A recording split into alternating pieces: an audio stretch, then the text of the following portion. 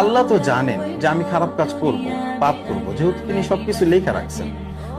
তো তিনি যেহেতু জানেন আমি পাপ করব এবং পাপের পরে আমি পাপের ফল স্বরূপ জাহান্নাম পাবো, তাহলে কেন অনর্থক আমাকে সৃষ্টি করলেন বা কেন এই দুনিয়াতে পাঠালেন? এখানে খুবই কমন আর বেসিক একটা কোশ্চেন এটা। আস্তিক বা ধর্মবিশ্বাসী মানুষ যারা আছে, আমরা অনেক সময় মজা করে ধরে প্রশ্ন করে থাকি যে আল্লাহ যদি সবই জানেন তাহলে এত কাহিনী করার দরকার। জাস্ট এটা কোশ্চেন সবার আছে সিরিয়াসলি। তো জিনিসটাকে আমি একটু এক্সাম্পল দিয়ে বোঝানোর চেষ্টা করি। আপনি জিপিএস অন করে গাড়ি চালাচ্ছেন, এখন জিপিএস আপনাকে দেখাইলো যে বামে গেলে একটা গর্ত আছে, আপনি সেখানে পড়ে যাবেন, আর ডানে গেলে আপনি গন্তব্য পর্যন্ত যেতে পারবেন। এখন আপনি জিপিএস এর কথা মানলেন না, না মাইনা বামে গেলেন আর পড়ে গেলেন। এখন দেখেন জিপিএস কিন্তু আগে থেকেই জানে যে আপনি বামে গেলে পড়ে যাবেন, কিন্তু সে কি আপনাকে বামে যেতে বাধ্য করছে? করে নাই। আপনি নিজের ইচ্ছায় গেছেন আর পড়ছেন। তেমনি আল্লাহ সব জানেন, এর মানে এই না যে আল্লাহ আপনাকে সেই কাজ করতে বাধ্য করতেছেন। আল্লাহ আপনাকে রোড ম্যাপ দেখাই দিয়েছেন, এভাবে যাও, আপনি গেলেন না, এটা আপনার বিষয়। আল্লাহ জানেন, না গেলে আপনি পড়বেন, জাস্ট দ্যাট। তো আরো একটা এক্সাম্পল যদি আমরা এখানে নিই, যেমন ধরুন এখন ফিফা ওয়ার্ল্ড কাপের সময় অনেকে খেলা দেখে, তো লাইভ কেউ একজন লাইভ খেলা দেখলো, লাইভ খেলায় সে দেখছে যে মেসি কোনো কারণে সেখানে পড়ছে ফাউলের কারণে, তো সে আবার ভাবতেছে যে ম্যাচের হাইলাইটসটা আমি দেখবো। তো বাসায় গিয়ে এখন বাসায় গিয়ে সে যখন হাইলাইটসটা দেখতেছে, তো এটার অর্থ এটা না যে সে জানে বলে ওইখানে মেসিটা আবার যখন রিওয়াচের সময় মেসি আবার পড়তেছে, সে জানার কারণে মেসি পড়তেছে না। মেসির এখানে পড়াটা তার আগে পূর্ববর্তী জানার কারণে মেসি যেখানে পড়তেছে বিষয়টা এরকম না, বরং মেসি সে তার একটা ফাউলের কারণে সেখানে পড়ছে, সেটাই আসল কারণ। তো বিষয় এটাই যে আপনি জানেন যে মেসি পড়বে, কিন্তু আপনার জানার কারণে তো আর মেসি পড়ে না।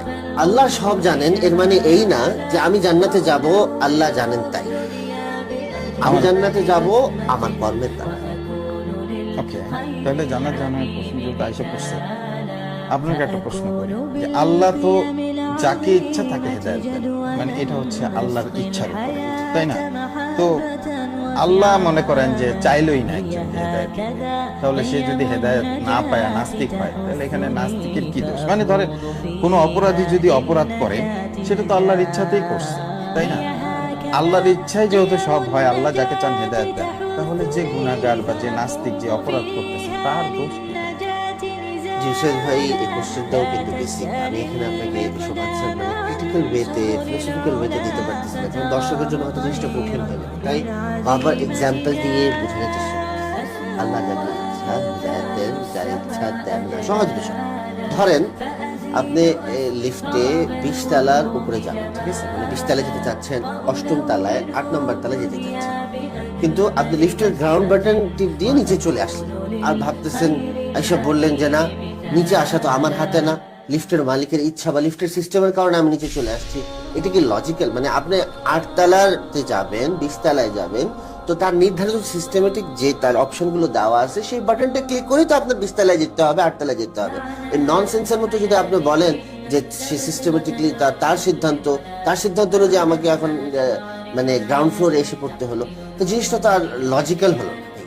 এখানে না, এখানে বিষয় হলো যে আল্লাহ যাকে চান হেদায়েত দেন, তা আল্লাহ চাইলেনই না, ধরেন আল্লাহই চান নাই, তাহলে এখন দেখেন এই বিষয়টা, মানে আপনি এই জায়গাতে আটকে আছেন। এই বিষয়ে আমি আপনাকে কোট করতেছি কোরআনের একটা আয়াত, যেখানে আল্লাহ তাআলা সুস্পষ্টভাবে বলে দিয়েছেন, ইন্নাল্লাহা লা ইউগাইয়িরু মা বিকাওমিন হাত্তা ইউগাইয়িরু মা বিআনফুসিহিম, যে আল্লাহ কোন জাতির ভাগ্য পরিবর্তন করেন না যতক্ষণ না তারা নিজেদের ভাগ্য পরিবর্তনের চেষ্টা করে। মানে কি? মানে হইতেছে যে আপনি হিদায়াত চাইতেছেন, কিন্তু আল্লাহ ইচ্ছা করে জোর করে আপনার জাহান্নামে দিবে, এটা তো আল্লাহর গুণ না। আল্লাহ তো ইচ্ছাই করে না, আল্লাহ ইচ্ছা করতে বললেন না, আল্লাহ ইচ্ছাই করে। আল্লাহর ইচ্ছা হবে না কেন? আমি তো ভাই কোরআনের আয়াত দিয়ে বুঝাইলাম। কোরআনের আয়াত দিয়ে বুঝাইছেন আমি বুঝছি, কিন্তু ইচ্ছার বিষয়টা জানতে চাচ্ছি যে আল্লাহর ইচ্ছা তো আমার হাতে না। অবশ্যই আপনার হাত আছে। আপনি ওই অংশটা, আয়াতের ওই অংশটা আবার পড়ে শুনে আপনাকে লা ইউগাইয়িরু মা বিআনফুসিহিম, আপনি আপনার নিজের ইচ্ছা পরিবর্তন না করা পর্যন্ত আল্লাহ তার ইচ্ছা চেঞ্জ করবে না।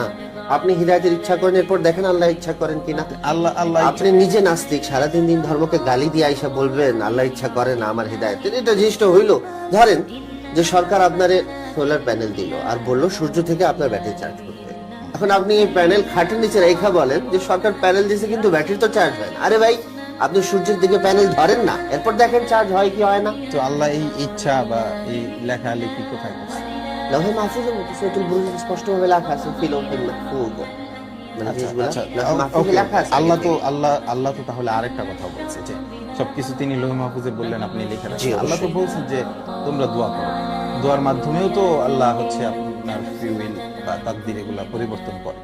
তো আমি যদি দোয়া করি, ধরেন আমার দাদা হচ্ছে 5 বছর পরে মারা যাবে, হ্যাঁ, এখন আমি মানে এটা লেখা আছে লৌহ মাহফুজে যে আমার দাদা 5 বছর পরে মারা যাবে, এখন আমি দোয়া করলাম যে আল্লাহ তুমি আমার দাদার হায়াত 40 বছর বাড়ায় দাও, আমার দোয়া ধরেন কবুল হইলো, হ্যাঁ, তো কবুল হইলে তাহলে মানে লৌহ মাহফুজে যেটা লেখা আছে ওইটা কি ফাইনাল কিছু না, বা ওইটা কি মানে ভুল পরে আবার সংস্করণ করা হবে? এটার উত্তর তো ভাই আগের উত্তরগুলোর মধ্যেই আছে। আমি শেষ করি সেটা হলো যে আল্লাহ কেন তাহলে দোয়া করতে বললেন? মানে যেহেতু সবকিছু লেখা আছে তাহলে দোয়া করার উদ্দেশ্য কি? দোয়া করার মানে দোয়া কেন করতে হবে?